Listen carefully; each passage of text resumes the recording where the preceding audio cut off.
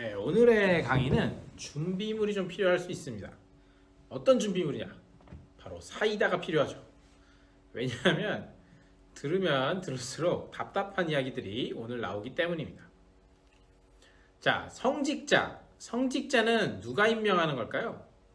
당시에는 황제였습니다. 그런데 그레고리우스 7세라는 새로운 교황이 나오고 나서 성직자 임명은 황제가 하면 안 되겠다. 이것은 교황이 성직자를 임명해야 된다. 이렇게 말하기 시작합니다. 왜냐하면 황제가 성직자를 임명하게 되면 돈을 주고 성직을 사게 되는 경우도 생길 수가 있고, 교회가 이제 그런 어떤 정치적인 부분으로부터 독립성을 갖지 못하게 되는, 정말로 자칫하다가는 교회가 국가에 속해버릴 수도 있지 않냐, 이런 이야기였죠. 자, 이 이야기를 들은 하인리 4세, 이 황제는 법으로 교황을 폐위해버린다고 선언을 합니다. 열받은 그레고리우스 7세, 교황도 황제를 파문한다고 선언하죠. 간단히 얘기하면 서로 탈락이다 이겁니다. 넌 황제 아니다. 너는 교황 아니다. 당시 민심은 누구 편이었냐? 교황의 편이었어요.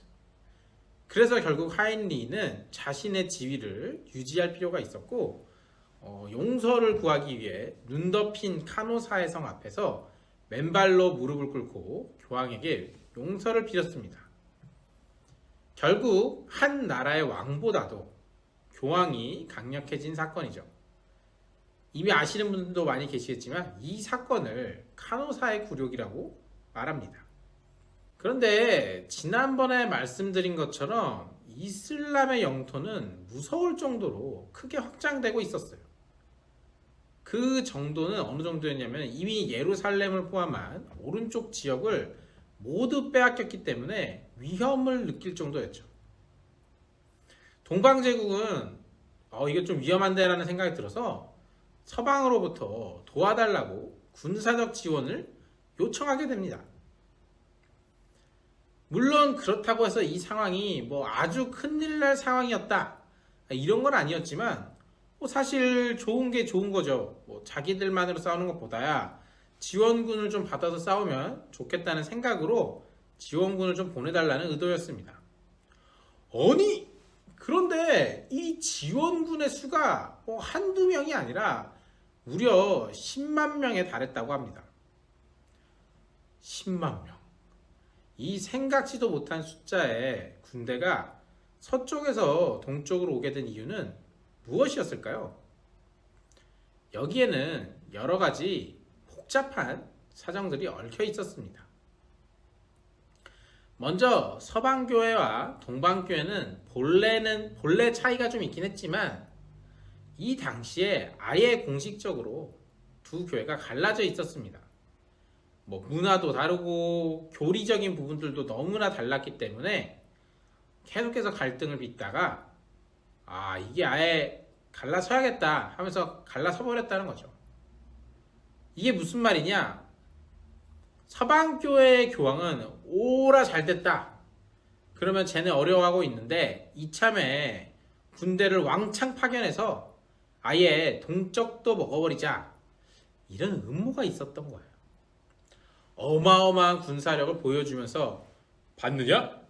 이것이 서방교회의 교황의 파워다, 이렇게 동방교회에 보여줄 생각이었던 것이죠. 근데 그런 이유로 사람들이 정말로 10만 명이나 움직이지는 않겠죠. 당시의 역사적인 상황들도 살펴볼 필요가 있습니다. 본래 고대로부터 농사일이라고 하면은 사람 많은 것이 최고였어요.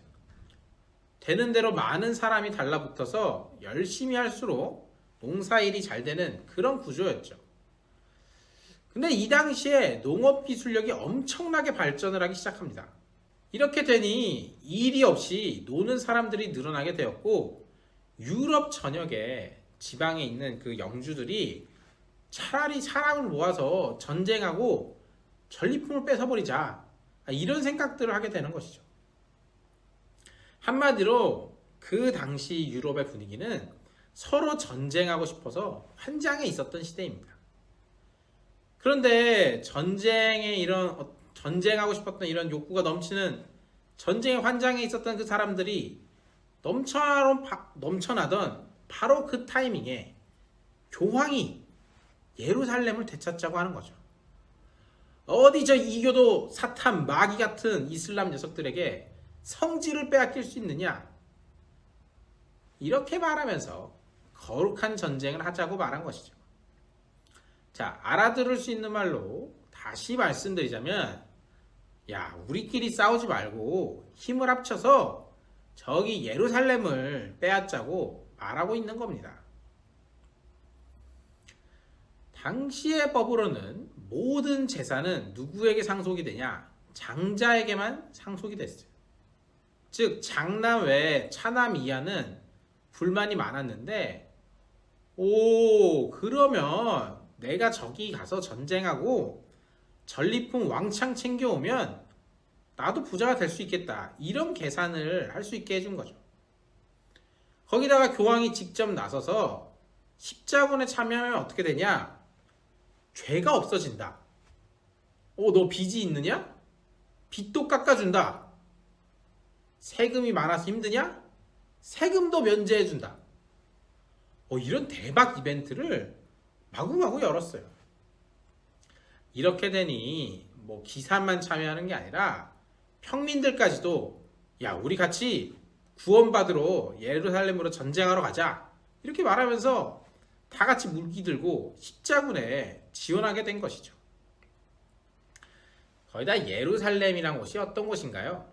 성지 예루살렘입니다. 그 당시에 예루살렘 성지 순례는 영적으로 복받는다, 이런 차원을 넘어서 만약에 예루살렘을 가면 너희는 현실적으로도 행복한 부자가 될 것이다, 그렇게 여기면서 살면서 한 번은 꼭 가봐야 할 인생의 목표 같은 곳이 성지 예루살렘이었어요.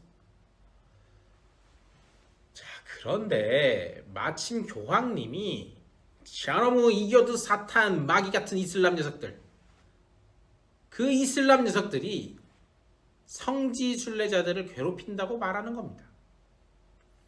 당연히 이 이야기를 들으면 열받겠죠. 그런데 여기서 잠깐, 과연 정말 이슬람 사람들이 성지 순례하는 사람들을 박해했을까?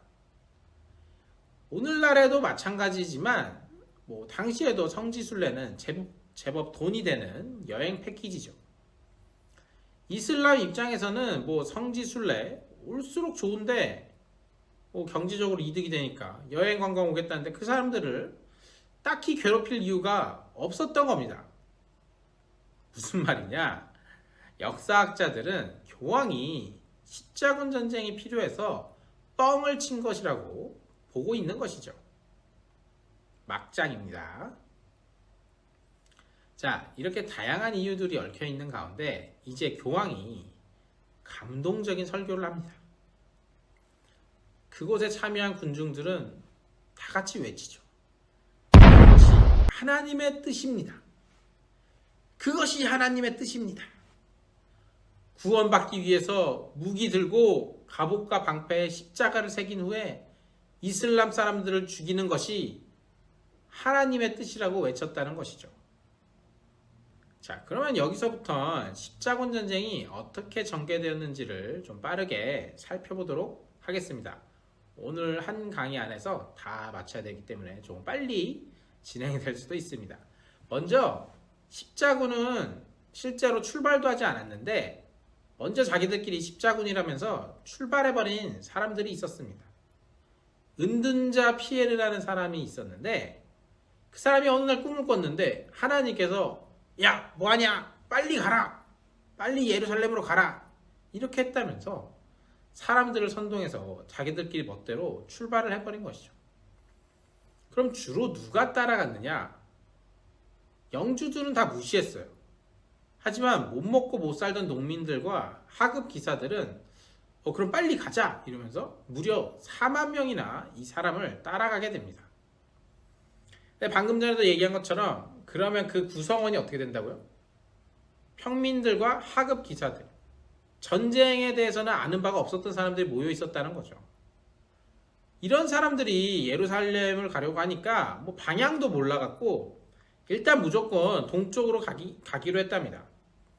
동쪽으로 가다가 유대인들도 막 학살하게 되고 일단 배고프고 제대로 된 준비를 해서 떠났을 리가 없으니까 돈도 필요하니까 가는 곳마다 약탈을 일삼다가 실제 군대를 만나서 전투를 벌여서 결국 대부분의 사람들이 죽고 맙니다.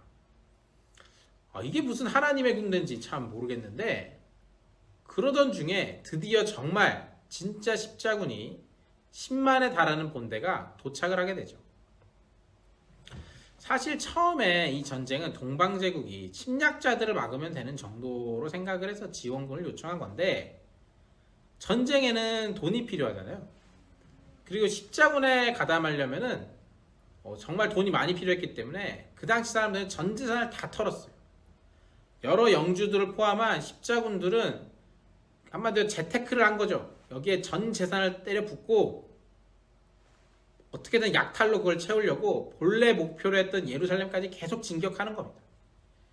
그리고 예루살렘을 드디어 함락을 시키지만 어떻게 되느냐? 너무나 많은 사람들을 죽이고 말아요. 그리고는 자기들끼리 예루살렘에다가 왕 세우고 예루살렘 왕국이라는 것을 만들게 되는 겁니다. 엉망진창이죠. 자, 2차 십자군이 또 있었어요.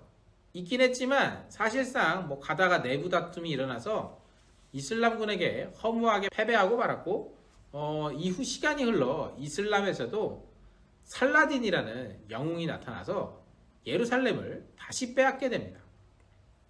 하지만 여기서 영화 킹덤 오브 헤븐의 배경이 되는 3차 십자군 전쟁이 일어나게 되고 싸우다 보니까 이거 어차피 예루살렘 다시 뺏어도 금방 다시 이슬람에게 뺏기겠다 이렇게 생각을 해서 휴전을 하자. 휴전 협정을 하는 것으로 마무리 짓게 되는 것이 3차 십자군 전쟁입니다. 근데 십자군은 아직도 끝나지 않았어요.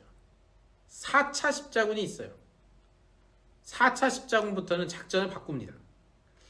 위에서부터 공격해서 내려가니까 어차피 차지해도 아래 이집트에서부터의 공격이 올 것이고 만약 정말 뺏어도 예루살렘 뺏어도 위쪽에서 또 공격해 오면은 양쪽에서 공격받을 수가 있으니까 아예 이집트부터 공격하자. 이게 그 당시에 작전이었죠. 문제는 당시에는 오늘 같은 배나 항해 기술이 없어서 방법은 하나뿐이었어요. 한번 배 타고 갈 때 무진장 다 실어가지고 가야만 했습니다. 그래서 이 배를 만드는 것을 베네치아라는 나라에 부탁을 하게 되는데 문제는 배값이 너무 비쌌어요. 그리고 정작 배값을 줘야 할 때가 되니까 돈 낼 때 되니까 십자군 수가 계속 줄어드는 거죠. 그런 문제가 있었습니다. 그런데 여기서 반전이 일어납니다. 동방제국 콘스탄티노플의 황태자가 십자군을 찾아오는 거예요. 콘스탄티노플에서 현재 자신의 큰아빠가 아버지인 황제를 감옥에 가둬버렸다고 도와달라고 말하는 것이죠. 근데 이 조건이 좀 말이 안 될 정도였습니다. 당시에 베네치아가 배값으로 요구한 금액이 8만 5천 마르크라고 하는 너무나 많은 돈이었는데 얼마나 많았냐? 아무리 돈을 모아도 그 돈을 다 완납할 수가 없을 정도였어요. 근데 8만 5천이 아니라 이 황태자가 와가지고 20만 마르크를 주겠다. 거기다 지원병력 1만 명 주겠다. 심지어 교황에게는 우리 이쪽에 있는 동방교회 아예 서방교회에 흡수시켜주겠다. 너무나 엄청난 조건을 제시하는 거죠. 교황도 십자군도 심지어 배값을 받으려던 베네치아까지도 이 조건이 너무너무 말도 안 되게 좋았기 때문에 지금 우리 그럼 예루살렘이고 이집트고 그런 게 중요한 게 아니다. 당장 콘스탄티노플로 달려가자. 이렇게 돼버립니다. 싸움을 무진장 잘했던 4차 십자군들 손쉽게 반란 세력들을 싹 없애버렸죠. 근데 사실 8만 5천도 많은데 20만 그렇게나 무지막지한 돈을 과연 어떻게 줄 수 있었을까요? 네, 당연히 못 주죠. 못 줍니다. 아까는 십자군이 베네치아에게 돈을 못 줘서 미안한데 좀 깎아주라 뭐 이런 형식으로 하더니 이번에는 콘스탄티노플에서 미안한데 좀 깎아주라 뭐 이렇게 하는 겁니다. 어렵죠? 그러니까 예를 하나 들어드리겠습니다. 벤츠라는 차를 하나 타고 싶어서 주문을 하는 거죠. 그것도 그냥 시중에 파는 거 말고 새로 하나 만들어 달라고 그렇게 주문을 하는 겁니다. 야, 이 이야기를 들은 자동차 딜러 아싸 신난다 드디어 신이 나는구나 하면서 차를 만들어 왔는데 미안하게 됐다 돈을 다 모아봤는데 본래 벤츠 값이 8천만 원이지만 4천만 원밖에 안 모이더라. 그냥 4천만 원에 벤츠 주라 뭐 이렇게 말하는 거예요.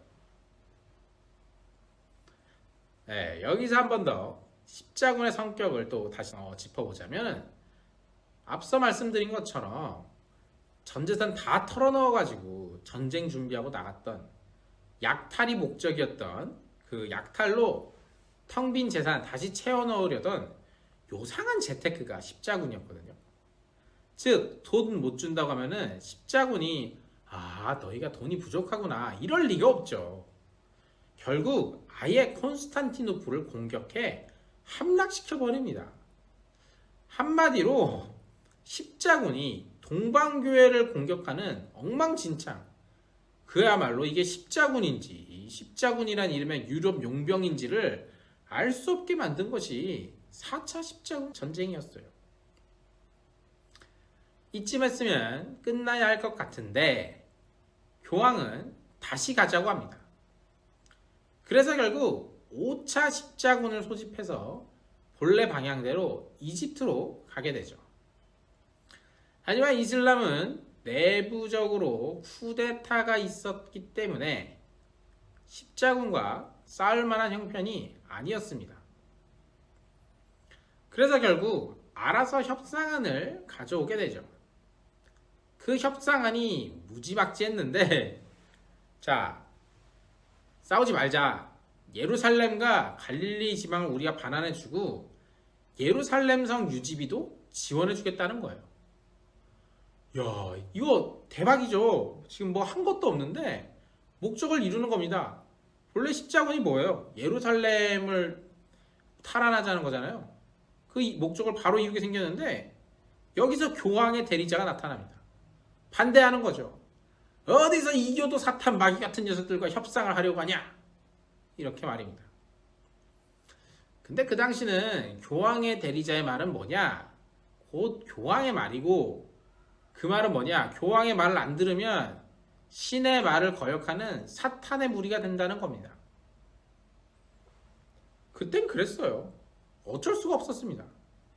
그래서 결국 전쟁을 하긴 합니다. 하지만 이슬람에서는 다시 협상안을 가져오게 되죠. 이번엔 조건이 더 좋아요.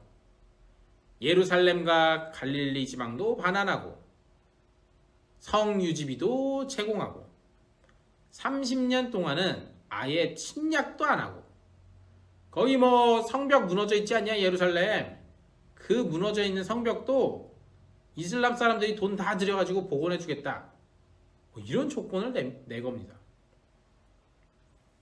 하지만 문제는 역시 교황의 대리자죠. 어디서 저런 이교도 사탄 마귀의 무리들과 협상을 하냐 계속 전진 이렇게 말을 하는 겁니다. 그래서 결국 계속 전진했다가 나일강의 홍수를 이용해서 5차 십자군은 이슬람 세력들에게 무참히 패배하고 맙니다.